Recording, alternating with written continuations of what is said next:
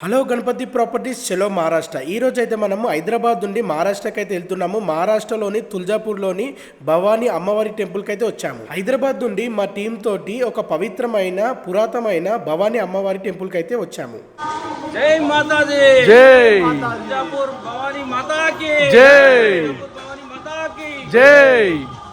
మేము అక్కడ one day night stay చేసి ఎర్లీ మార్నింగ్ 4కి లేచి మార్నింగే దర్శనానికి బయలుదేరాము. నాకైతే ఈ టెంపుల్ కి రాగానే చాలా పాజిటివ్ వైబ్రేషన్ అయితే వచ్చింది. నేనైతే ఈ టెంపుల్ కి ఫస్ట్ టైం వచ్చాను. మీరు ఎవరైనా విజిట్ అయ్యి ఉంటే తప్పకుండా కామెంట్ చేయండి. హైదరాబాద్ నుండి దాదాపు 300 కిలోమీటర్స్ 3.5 అవర్స్ జర్నీ ఉంటుంది.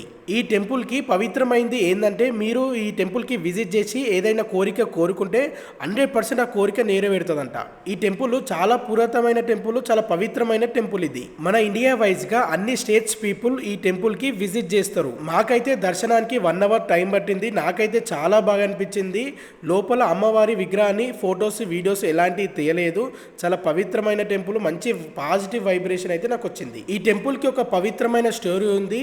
ఈ టెంపుల్ బ్యాక్ సైడ్ ఒక స్టోన్ ఉంటుంది. స్టోన్ పైన 20 రూపీస్ కాయిన్ పెట్టి మనం కళ్ళు మూసుకొని మనస్ఫూర్తిగా ఒక కోరిక కోరుకుంటే ఆ కోరిక అవుతుందంటే స్టోన్ అనేది టర్న్ అవుతుందండి. ఇది ఒక మంచి పాజిటివ్ వైబ్రేషన్ నాకైతే టర్న్ అయింది. ఈ టెంపుల్ కి నేను విజిట్ అయిన తర్వాత ఇయర్లీ 1 టైం అయినా ఈ టెంపుల్ కి రావాలని అనుకున్నా. ఈ టెంపుల్ ని వన్ ఆఫ్ ద శక్తి పీఠం అని కూడా పిలుస్తారు.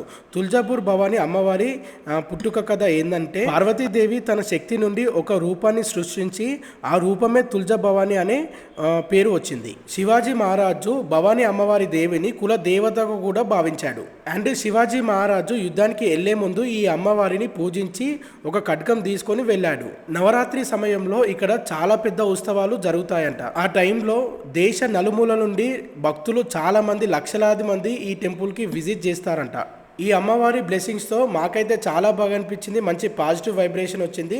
మేము దర్శనం కంప్లీట్ చేసుకున్న తర్వాత మా టీంతో అలా ఒక ఫొటోస్ దిగి దర్శనం అయితే కంప్లీట్ చేసుకున్నాము. నేను షార్ట్లో చిన్నగా చెప్పేశాను. ఈ టెంపుల్కి మంచి స్టోరీ ఉంది.